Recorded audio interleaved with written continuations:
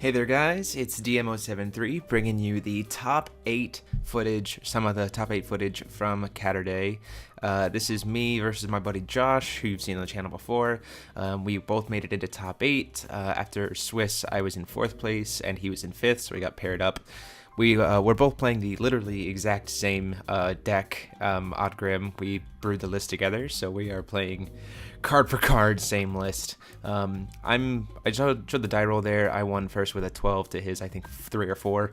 So I'm going to be going first. So we're going to be going into game 1. So let's see what happens. So I felt like I had a pretty strong, solid opening hand. So I went ahead and just only mulliganed 2. Went ahead and went with 2. Just because I wanted to be sure that I was able to get what I wanted. And I didn't want too many duplicates. So threw out that March Hare. Pretty common first turn for Odd Grimm. You're going to see a lot of kind of back and forth of the same kind of plays from the two of us. So I'll only really comment on the kind of tricky stuff that happened during the game.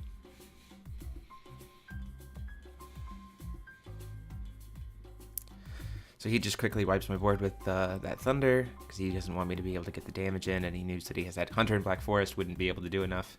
So I respond by throwing out a Hunter during my turn, and then putting out a Cheshire Cat to be able to defend myself. So you see that Crime and Punishment going out. That was something that we kind of put in to be able to deal with things like Blazer and stuff like that. So I want to hold on to it just in case something big kind of comes out my way. I also have that Glinda in my hand. He plays his, and I don't really want that card I put on top, so I take the opportunity to deal with Cheshire Cat, shuffle back in. And then he plays March Hare. Gonna see, he and I had been playing this deck for quite a long time today, so you're gonna see us very used to each other's plays.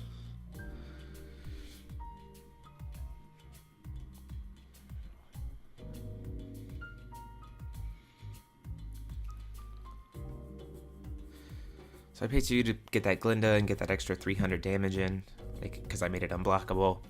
I also wanted to put out the Glinda because I want to be able to cancel spells pretty easily. I mean, we use a lot of one-drop spells in the deck, so I essentially can cancel it and either force him to spend to get all of his mana gone in order to get one spell through, or just let it happen. So he swings in for 5.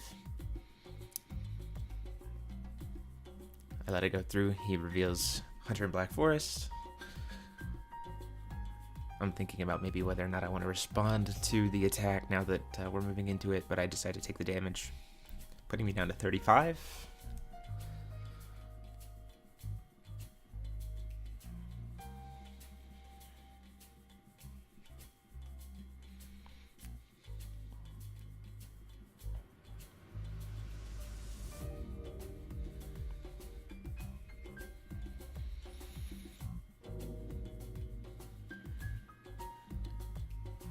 Decides to play a Duel of Truth between my March Hare, and I respond by thundering, or Crime and Punishmenting his March Hare, because his March Hare technically already done damage that turn, so Crime and Punishment would have been able to kill the March Hare before Duel of Truth went off, because I wanted to save that Glinda for as long as possible. So we see that Split Heaven and Earth in Josh's hand. We used it as a tech. We tried to put Split Heavens in the main to catch people off guard in a solid game 1. Doesn't really help so much in the mirror because we actually cut our special stones down to only 3 special stones. So it really wouldn't be helpful for him at all at this point. So that's why he put it back on top, which kind of hinders him a little bit in terms of being able to play cards like Dreams of Wonderland. But he's kind of expecting to try and, I guess, regain some pressure here and not really have to worry about it too much. So we swing in and we trade with our Hunters in Black Forest. And I swing in for a 500 with Glinda, and he blocks it with Cheshire Cat.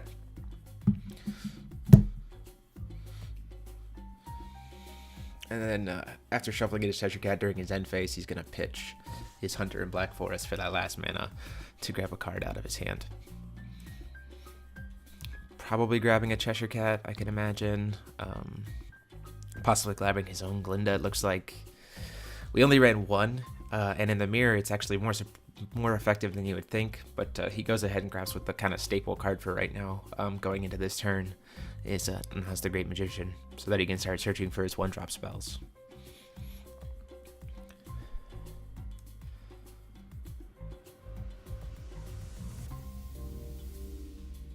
Then he draws for turn.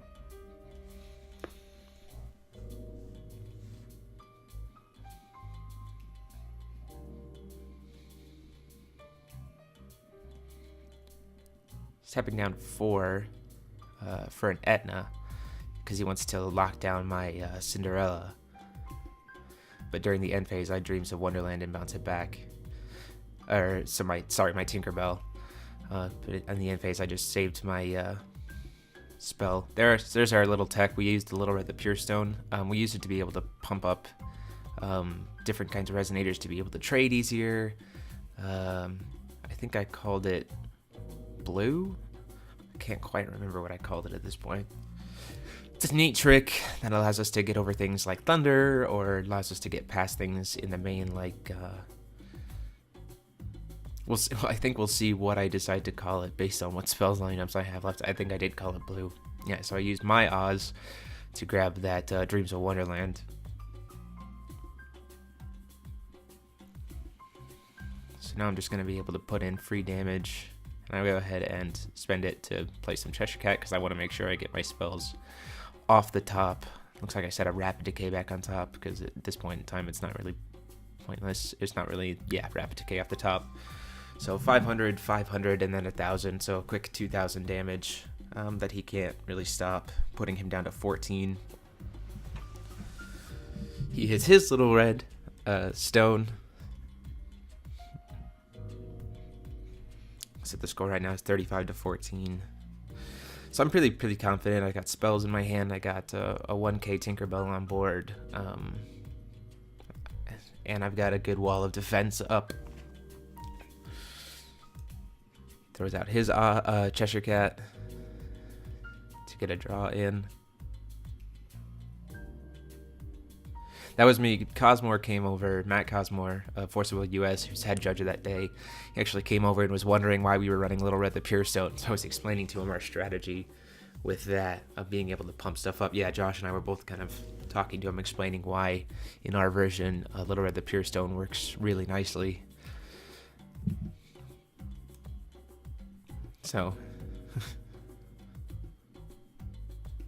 it was a neat little tech that I think it really paid off throughout the day. It made the mirror a little bit hectic, especially when we were both playing the exact same stone lineup, but it is what it is. It got us both to top. So he's going to use that Glinda, and I'm going to go ahead and say cancel unless you pay 2, because you might as well at that point.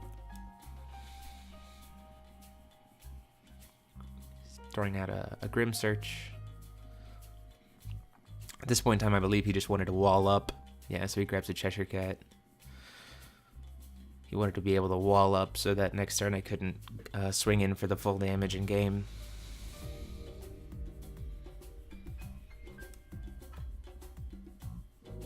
Because I was feeling in pretty good control of this game at this point.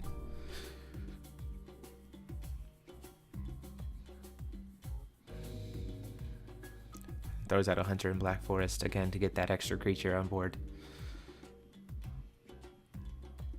So it goes to me. During the draw, I'm going to go ahead and thinking about whether or not I want to cast a spell or what I want to pitch, but I decide to just move forward. So you can see me, I'm really anxious right now. I was just really excited to be in top 8, and I was having a blast, and it was a long day, but I was jamming up all of the energy. So that hurt a lot in the fact that I wasn't paying attention, and I accidentally hit myself with a March Hare flip. I should have paid more attention. I should have done a Grim Search. Again, that was me just being hyped on the energy. It was a silly mistake that it shouldn't have happened. I should have at least Grim Searched or cast a spell or something. That would have let me make sure that off the top I was going to be able to take care of things. So I have a lot of mana up and a lot of spells in hand to be able to deal with things, but it's just a matter of whether or not I can. So he wanted to see my grave, so rather than having to have him pick it up, I just reveal it all to him like that. Again, I was really anxious at this point just because it's my first big tournament and I was in top 8, so I'm definitely playing more anxious. And I really didn't want to be playing against Josh, to be honest, because I didn't want to have to potentially have one of us kick the other one out of top 8. But it's what happens, and so I was just having a good time. We were both having a really good time with it, and very clearly shows in my energy level in this game.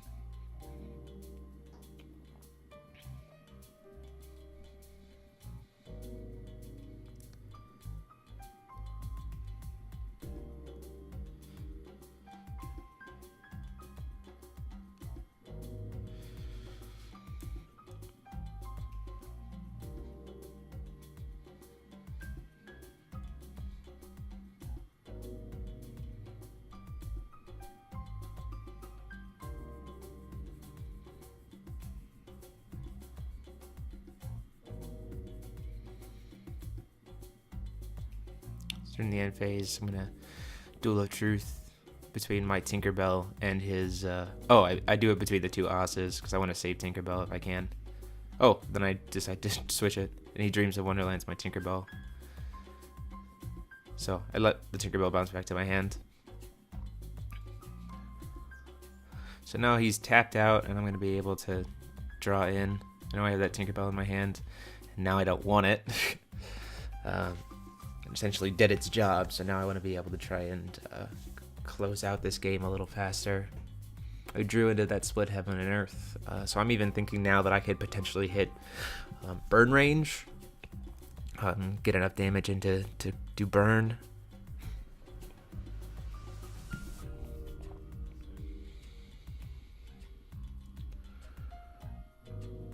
I'm gonna go into the untap. And I'm playing very fast here. Play my other Oz to get a search out. I don't know if I have a Thunder in hand at this point or if I'm looking for a Thunder to be able to burn.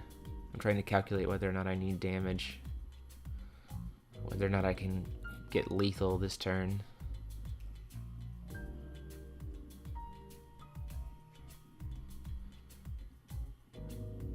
I do go ahead and grab the Thunder.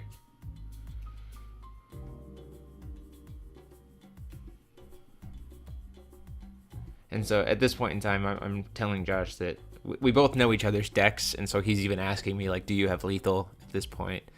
So we're just both kind of talking through things. That's the fun thing I really enjoy about Josh, is like he and I like to have discussions a lot about how decks operate and stuff like that, and he knew what I was working with, and he was very comfortable with the idea of just talking through everything to potentially just save us some time and be able to go to game 2.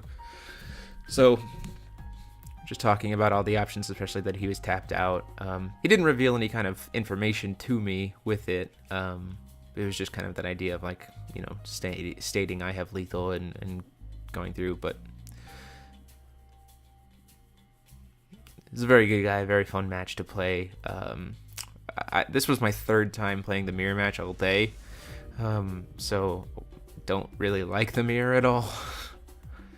Especially card for card, as I was saying before. So I really just kind of wanted to end this and get a win under my belt so I could keep moving forward. So I attempt to swing in. He goes to block with Chesh. I respond to that by Dreams of Wonderlanding on the Oz to get that out of the way so that March Hare can swing in, putting down Josh to 900.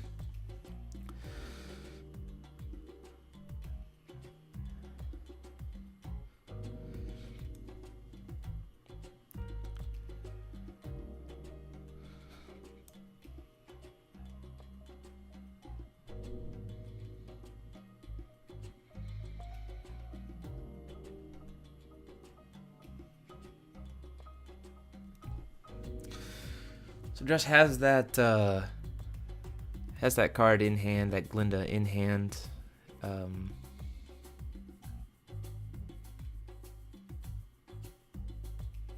he knows, but we're at a point where I only need 5 mana to be able to do lethal damage. He doesn't know that I have the Split Heaven and Earth in hand. He knows I have the Thunder. But I would need 5 at this point with a Splinda out there. I only need 5 mana to be able to deal lethal because I need to be able to deal with the Glinda hit So he tries to search. I know what he's thinking, again, because we both run the same list, and so I'm telling him that, like, we don't run a second Glinda, reminding him that we don't run second Glinda, and that I have enough mana to quickly get past the one Glinda. So we just go ahead and go to game 2.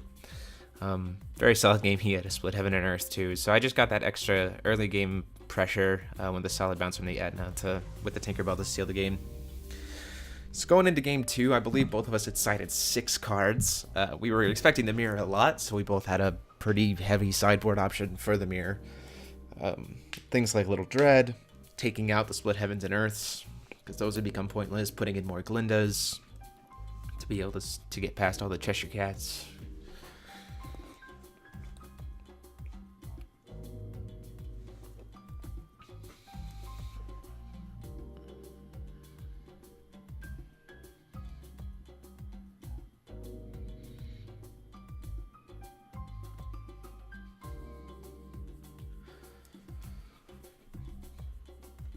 Meanwhile, our buddy Nick, also from who you guys have seen on the channel, while we were playing this, Nick was actually also in top 8, a couple seats down from us. So that was cool that all 3 of us managed to make top 8 at this event. I was really proud of everybody.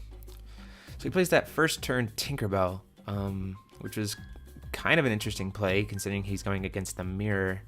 I had a Rapid Decay in my hand, but then I hit a water spell. I hit a water off the top. So I just went ahead and threw out a Hunter in Black Forest, knowing that it's probably going to die, and get in that early game damage against him.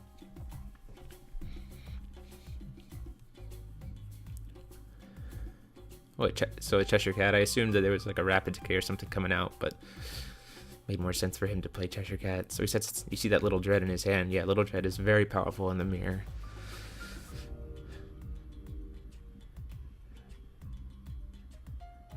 And then, yeah, that Rapid Decay comes out to take out my Hunter in Black Forest, and then he goes in for the 400 damage with Tink. So there's my red, so I'm glad I finally got that.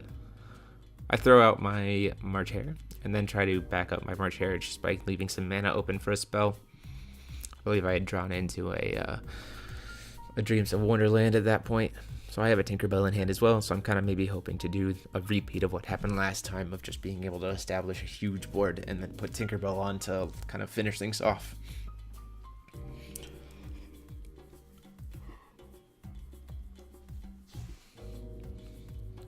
Dreams of Wonderland, he just goes ahead and just outright bounces my my card back to my hand. He doesn't want to have to deal with potential trickery on my end. And throws out his own March Hare.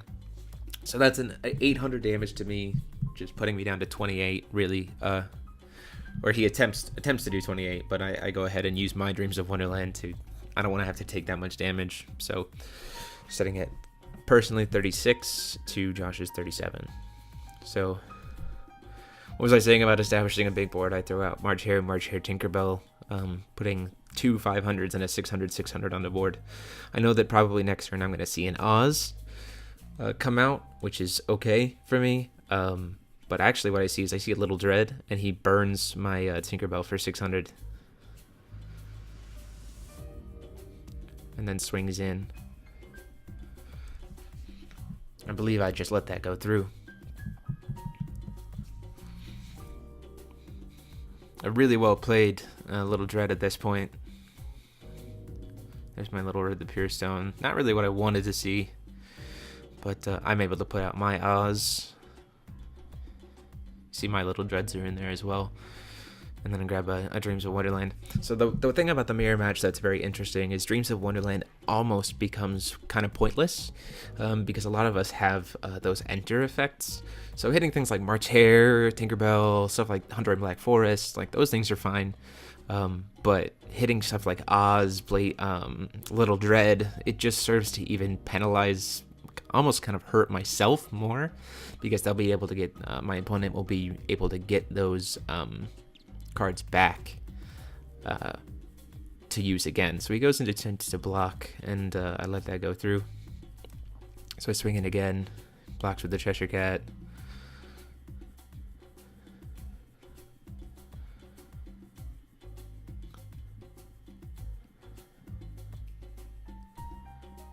The other thing that's nice about Little Dread in the mirror is that it has target attack. So like even if I have that untapped Oz, it's never really safe.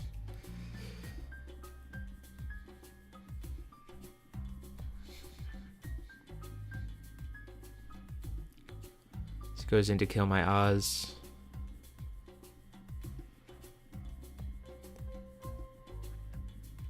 I decided to let that happen. Swings in for 500 quick damage against myself. I let that happen as well. And then I knew that he had a Blazer coming out, so I go ahead and at that point I just scoop because there was no way for me to really reestablish, and we were both really tired, so we wanted to try to move to game 3 as fast as possible. I knew I was going to have an edge in game 3 being able to go first, so I go ahead and just let game 3 start.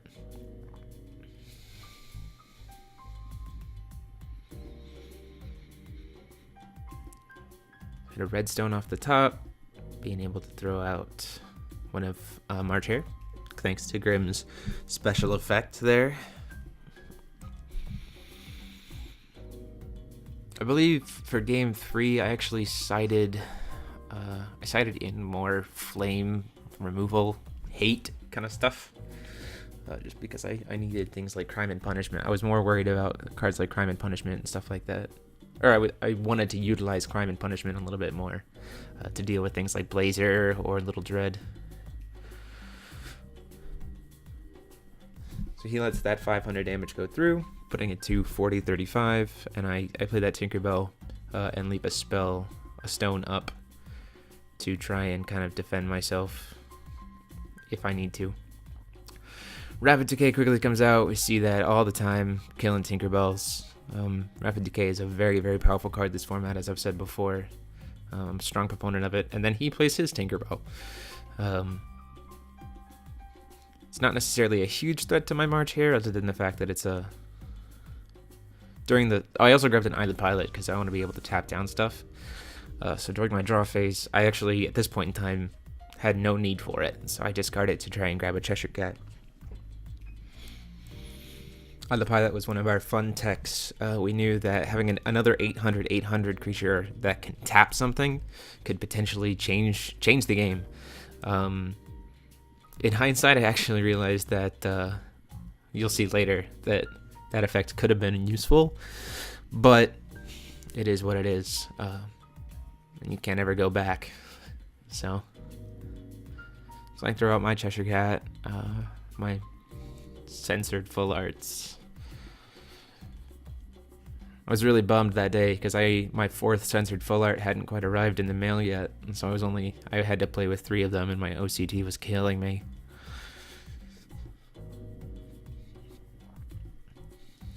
So I was trying to decide what card I wanted to put back on top for Chesh.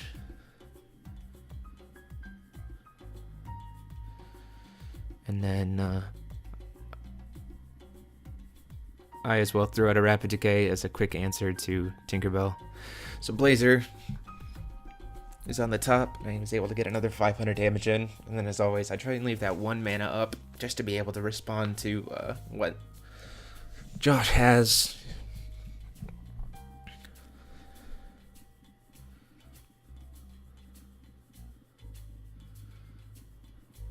So you see that Oz come out, probably grabbing a Crime and Punishment or a Thunder in this case. All the red spells are very, very good in the mirror. Crime and Punishment could be an instant removal of anything that's swung in. There's just a lot of options for both players, or for red when it comes down to it. Thinking about doing a Grim Pitch. I decided to go ahead and do it during my drop phase to get rid of that Tinkerbell. And I want to grab another Chesh. I feel like in the mirror, Cheshire Cat is very, very good because it can help you wall up a lot, and the deck doesn't really have hardly any answers to that. It doesn't do any kind of mass board removal or things like Cinderella that can quickly just clear a field.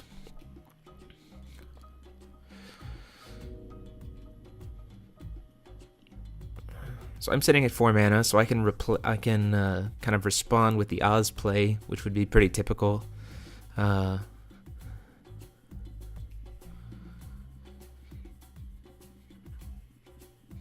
Play an Oz, get a spell, have a mana up. Which, thinking about whether or not I want to do that. I can't really tell if I have Little Dread in my hand at this point.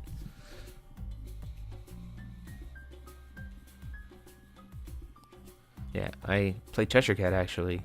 Played that Cheshire Cat that I just searched for. Because part of me even kind of wants to be able to make use of that Blazer and, I shuffled that Blazer in, so I don't know exactly what I was thinking here playing Cheshire Cat. Probably just to try and wall up.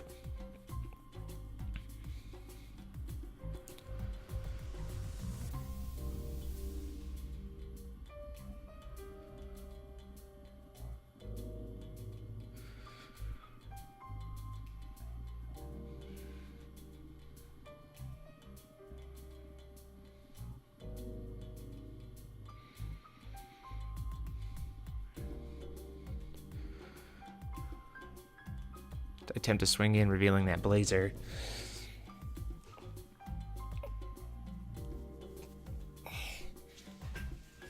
Blocks with the Cheshire Cat to shuffle back in.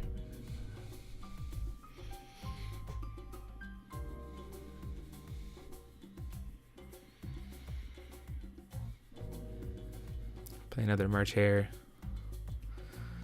And I believe I left myself with 2 mana open at this point to be able to play spells next turn. And then I passed to Josh.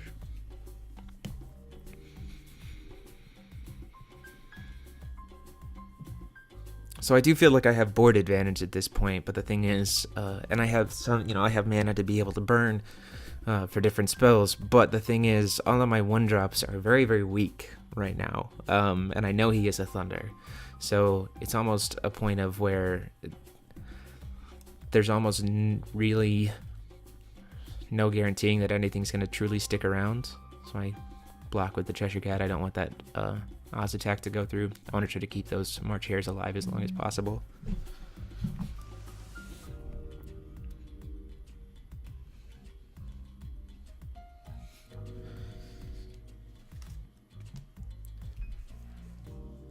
See that Glinda come out. I almost don't know why he didn't play that Glinda before he swung in. Maybe he's just trying to shore up for next turn. Plays a Tinkerbell, and then he does go ahead and try to eliminate one of my March Hares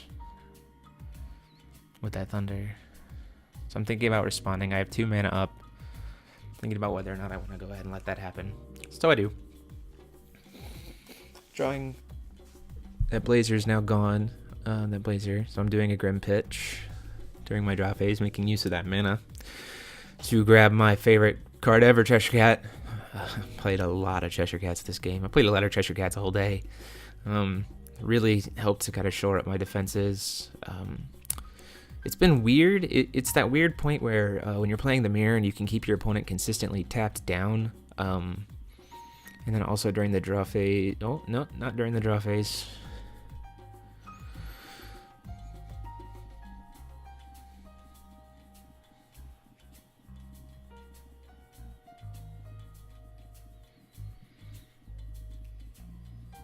So I pay 4. Those 4. I want to leave my dual stone up to play my Little Dread to kill his Oz. As I talked before, Little Dread is a very, very powerful card. So Glinda's going to block, so we're going to trade. So he's technically declared a blocker at this point. And I shouldn't... This is one of those weird moments, and I'll talk about it here. And I love Josh; he's a great guy. There were a couple moments when we were playing this game where some things happened, like things were declared, and then kind of changed upon a realization that I don't necessarily know if in hindsight, I'm really okay with.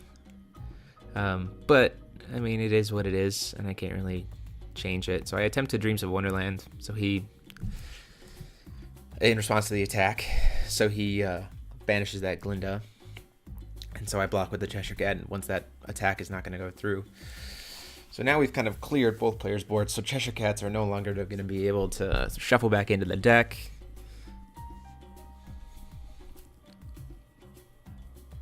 So I throw out an Oz because I want to be able to start getting searches in. Because I need to be able to keep that Blazer from being a threat.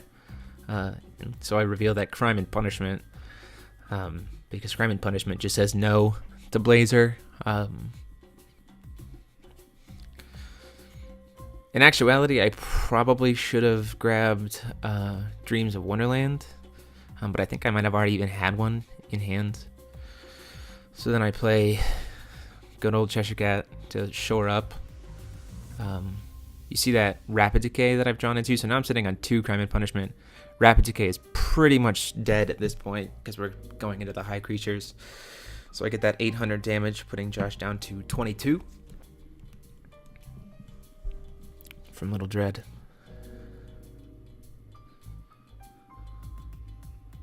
So again, like I said before, those things about like taking things, like kind of replaying things, like changing his declared blocker once he realized something, would change this game drastically, because I would have been able to bounce that Blazer back to his hand, and I wouldn't have had to lose my Cheshire Cat.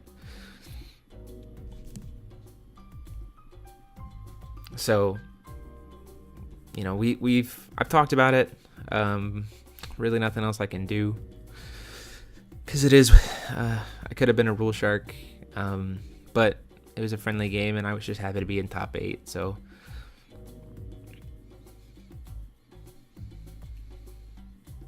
yeah, go ahead and let me know what you guys think in the comments down below. Like, was those declarations of blocker, like in that Glinda situation, was that declaration of a blocker solid enough that it should have stuck, or do you think that it would have been better that it shouldn't have? So here's a neat little trick. I try and Crime and Punishment, and then he actually, in response to it, buffs Little Dread. With Little Dread, he buffs up that Blazer. Very cool little trick that we can use to keep Blazer alive, because Crime and Punishment is definitely a dangerous card. So, more Cheshire Cats, trying to draw into more spells.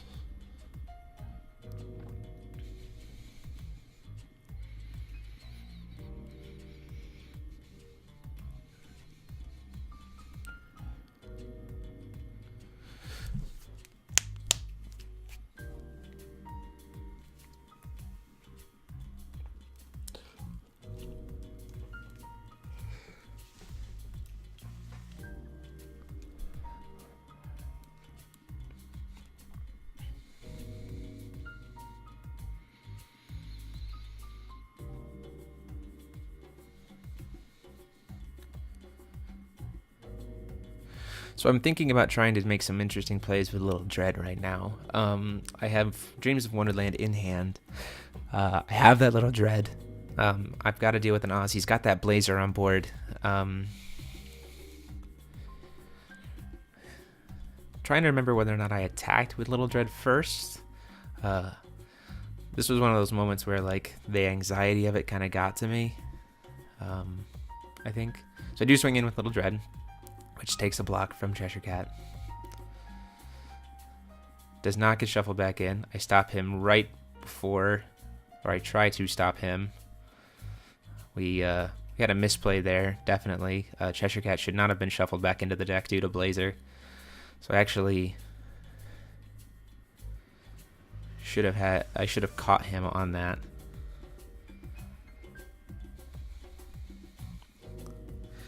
I swing in with my Oz. He blocks with his, and so we trade.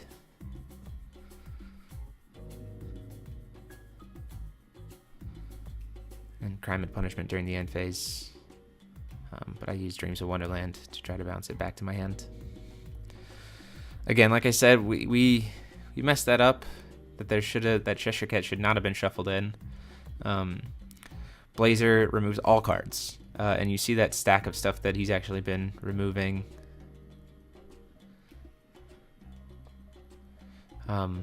This was, at this point in time, there was like, we we had some errors going on here. There were definitely some misplays and some misconceptions about different things that were happening. It was game 3. We were both tired and anxious. I think this was around like 11 p.m. and we had been playing since 1. So we were both going on 10 hours of play, sitting here at top 8, both playing the mirror, which is, to be honest, a real grind game, and it can get really infuriating really quickly.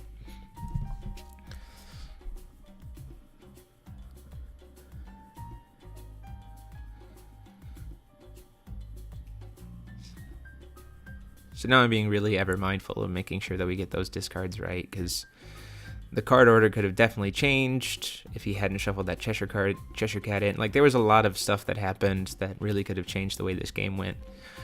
I'm not saying it's anyone's fault. I'm definitely not blaming Josh for it. We were all so terribly exhausted that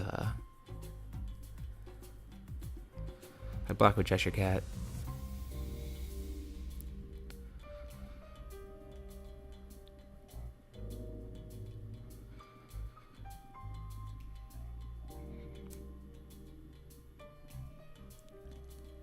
He plays his own Cheshire Cat. So you can see that Josh is running out of monsters, but he's got a really huge spell package in his hands. Several Dreams of Juliet, a Rapid Decay from him to change things up. So I knew that he had that Drew Stone up, so I really didn't see a point in necessarily playing that second Crime and Punishment, because I didn't want the same trick to happen again.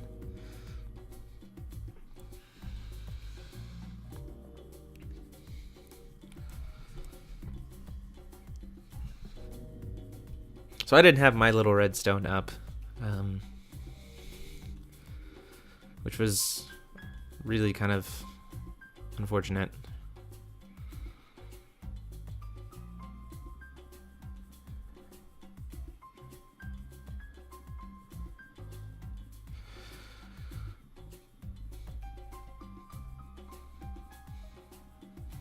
So I have Crime and Punishment, Rapid Decay. So I play Little Dread, getting a full awakening. I burn his Oz and I steal his Blazer.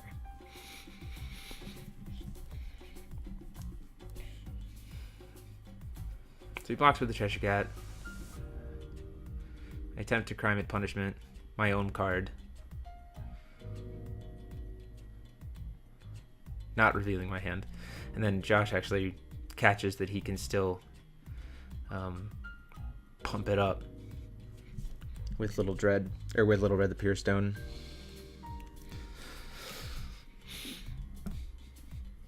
So it was an attempt to try to do a board wipe. If that had gone through, that would have been a huge plus for me, because I would have had Little Dread on board. He could have only been able to replay one Blazer. So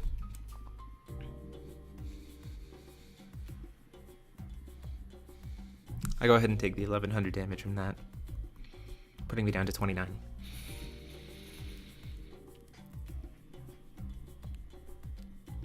See another Cheshire Cat come out.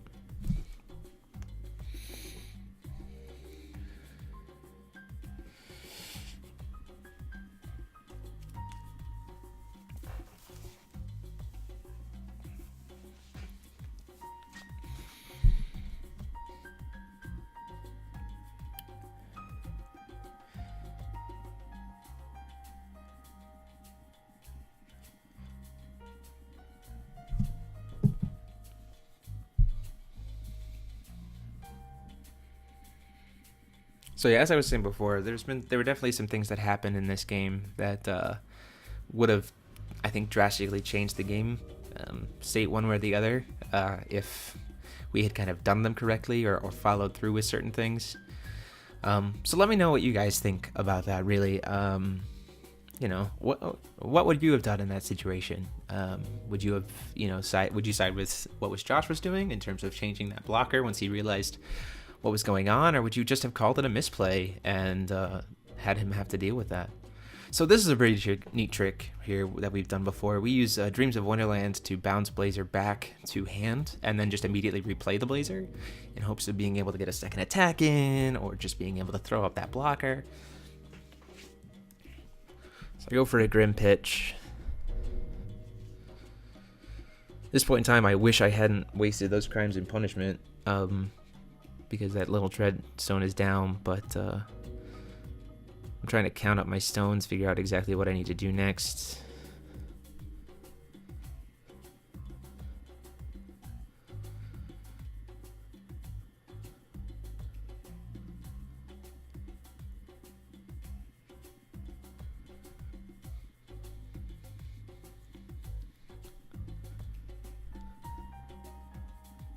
This is another one of those big moments that I'm talking about. I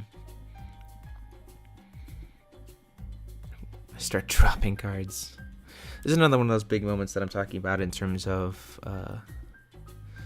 where we weren't really the best. We weren't really thinking our best. Things maybe got a little heated. And I can fault myself for that. I was feeling suddenly in a position where I thought I was in really good shape and really controlling, but because of those weird changes, things had just suddenly gone very differently. And I wasn't necessarily very happy about it.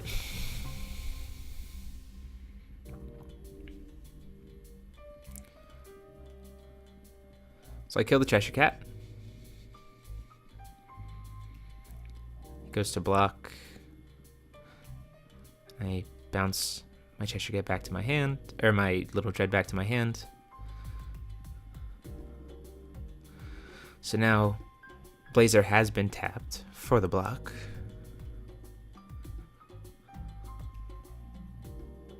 Sorry, so I played the wrong card there. I knew the order that I wanted to do things in, but I was just tapping differently. So I do this.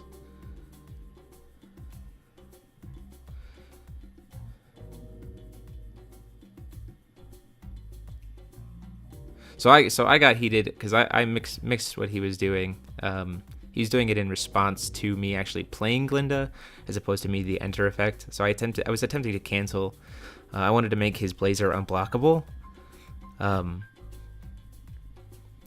I wanted to put him within thunder range. So I got a little heated there, thinking like I'll just cancel, and then he told me that like he just wanted to bounce in response to me summoning Glinda, which was fine. Is a really smart move on his part. Pretty much made my next play essentially worthless. So it was really, really good. I was just getting kind of heated because, as I said, I wanted things to go well, and they were quickly going not so well.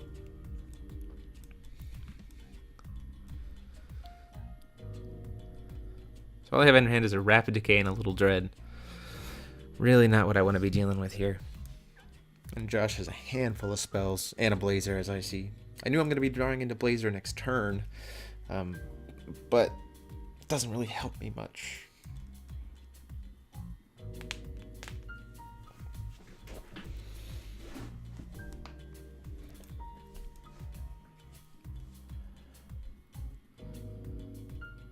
See a Thunder on the Glinda, and they try and do the whole cancel thing. They stay in our graves now. See Blazer come out. Blazer's gonna swing in, taking 1100 off my life, putting me down to 28.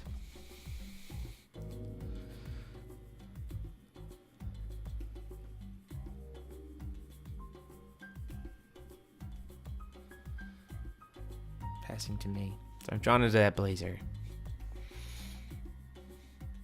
Now Blazer, Little Dread.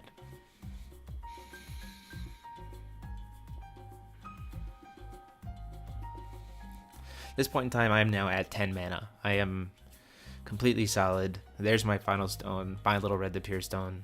Feeling really good about that. Sitting at 10 mana. So I pay 5, making sure that I'm paying the right 5.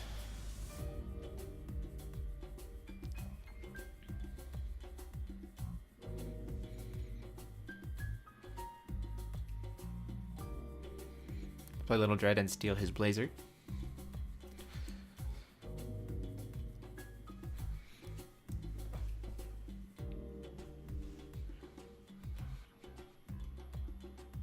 He responds by playing that Dreams of Wonderland to bounce it back to his hand.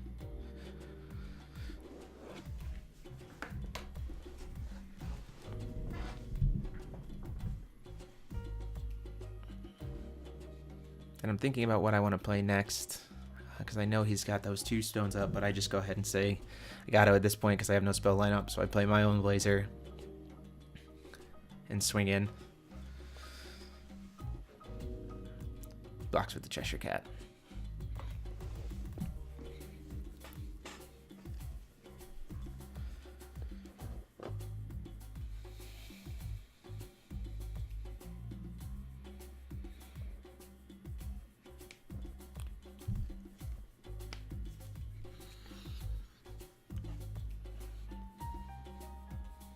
So I'm completely tapped out. Josh is going to be going into 10 mana as well. Josh is currently at 22 to my 18. And we're going to see very soon something that both of us have kind of joked about trying to do, which is the double Blazer play. So there's one Blazer coming out. He's thinking about whether or not he wants to buff it so he can trade. So I block with my little Dread.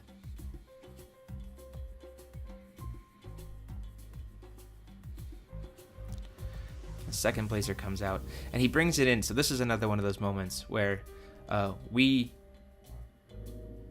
actually commit to the battle. Like, he comes in swinging and tapping and then suddenly goes back and says, maybe I don't want to do that. And again, me being who I was, I let that happen. I let that slide. We have kind of a little debate about it. I mean, because he clearly tapped it and was going to remove it from the board. This is, again, one of those moments where it was kind of, he committed. He committed to that. We started doing the action. Really wouldn't have changed things very much. But in terms of, I would be able to replay my Blazer. So we start getting into arguing semantics here. And I'm a nice guy, and I let him go back and decide not to. But again, this is one of those moments where I would like to see what you guys have to say. Like, was that a very clear commitment to attacking, where it would, that should have been clear board and turn, or was it enough that he did what he did? Let me know what you guys think.